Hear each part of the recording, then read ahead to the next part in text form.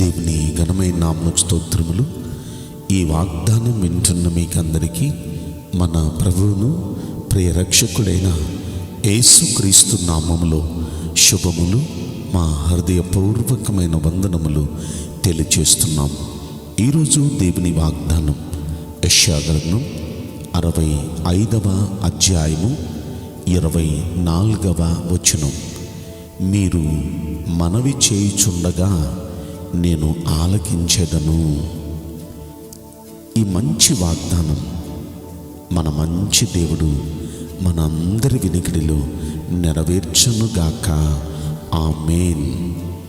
మనము మనవి చేస్తూ ఉండగానంట మన దేవుడు ఆలకిస్తాడంట.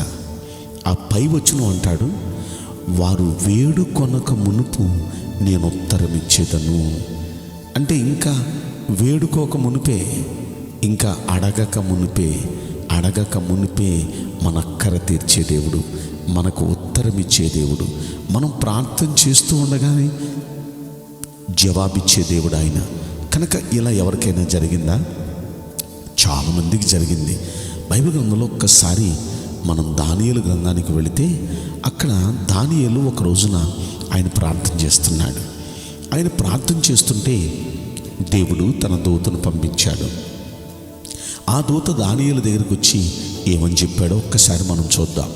దానియేలు గ్రంథం 9వ అధ్యాయంలో 23వ వచనంలో ఏముందో ఒక్కసారి చూద్దాం.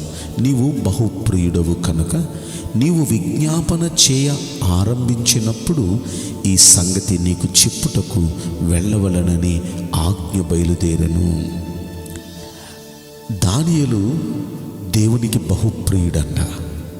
దానియేలు దేవునికి బహుప్రియుడు కనుక దానియేలు విజ్ఞాపన చేయ ఆరంభించినప్పుడే, అంటే ఇక విజ్ఞాపన ప్రార్థన చేద్దామని ఇక ఆరంభించాడు అప్పుడే చేయటానికి. అప్పుడే దేవుడు జవాబు పంపించేస్తున్నాడండి.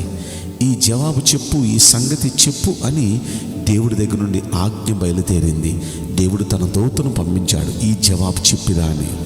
అంటే అతడు ప్రార్థన చేయకమునిపే, అతడు విజ్ఞాపన చేయకమునిపే దేవుడు అతనికి జవాబిచ్చాడు. ఏమండి, ఇంకా మనం ఆలోచిస్తూ ఉంటే అతడు ప్రార్థన చేస్తూ ఉండగా కూడా అతని దగ్గరికి దేవుడు జవాబును పంపించినట్లుగా మనం చూస్తామండి. ఇలా మనం ఆలోచిస్తూ ఉంటే ఆ 10వ అధ్యాయంలో కూడా మనం చూస్తాం 2 సార్లు. 10వ అధ్యాయము 11వ వచనం, దానియేలు నీవు బహుప్రియుడవు కనుక నేను నీ యొద్దకు పంపబడితిని. ఇంకా మనం అదే అధ్యాయంలో 18వ వచనంలో కూడా చూస్తే అక్కడ కూడా అంటాడు, అతడు మరలా నన్ను ముట్టి నన్ను బలపరిచి నీవు బహుప్రియుడవు, భయపడకుము, నీకు శుభమగునుగాక, ధైర్యం తెచ్చుకునుము అని నాతో దేవదూత చెప్పాడు అంటాడు. ఒక్కసారి మనం ఆలోచిస్తే దానియేలును దేవుడు ఇంతగా బలపరుస్తున్నాడు దూతను పంపించి. దానియేలు ప్రార్థన చేయ ఆరంభించినప్పుడే దానియేలుకు దేవుడు జవాబు పంపిస్తున్నాడు. అతడు మొర్ర పెడుతూ ఉండగా దేవుడు అతనికి జవాబు పంపిస్తున్నాడు. ఎందుకండి దానియేలుకు ఈ విధంగా జరుగుతుందంటే 3 సార్లు మనం ఒకటే మాట చూస్తాం, దానియేలు నువ్వు బహుప్రియుడవు.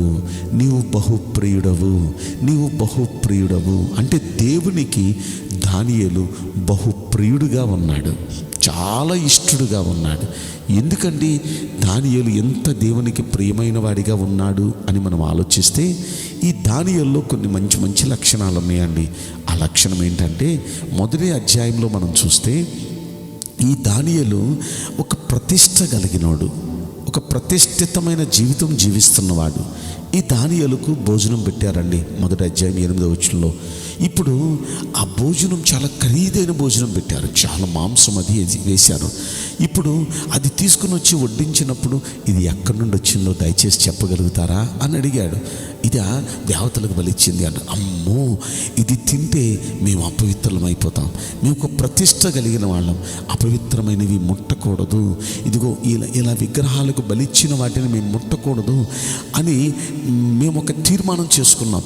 కనుక అది తింటే మేము ఆ తీర్మానం నుండి బయటపడిపోతాం, మేము అపవిత్రమైపోతాం, కనుక దయచేసి మాకు ఇది పెట్టొద్దు, ఆకుకూరల భోజనం పెట్టండి అంటూ వార్డెన్ గారిని అడిగారండి. ఒక్కసారి మనం ఆలోచిస్తే ఈ జాగ్రత్తగా గమనించండి. భోజనం విషయంలో ఒక ప్రతిష్ట, జీవితం విషయంలో ఒక ప్రతిష్ట. ఈ దానియేలు గ్రంథంలో ఇంకా మనం ఆలోచిస్తే 6వ అధ్యాయంలో మనం చూస్తే ఈ దానియేలులో ఏదైనా ఒక తప్పైనా నేరమైన మోపాలని అక్కడున్న వాళ్ళందరూ అధికారులంతా దానియేలు మీద నిఘా వేశారంటండి.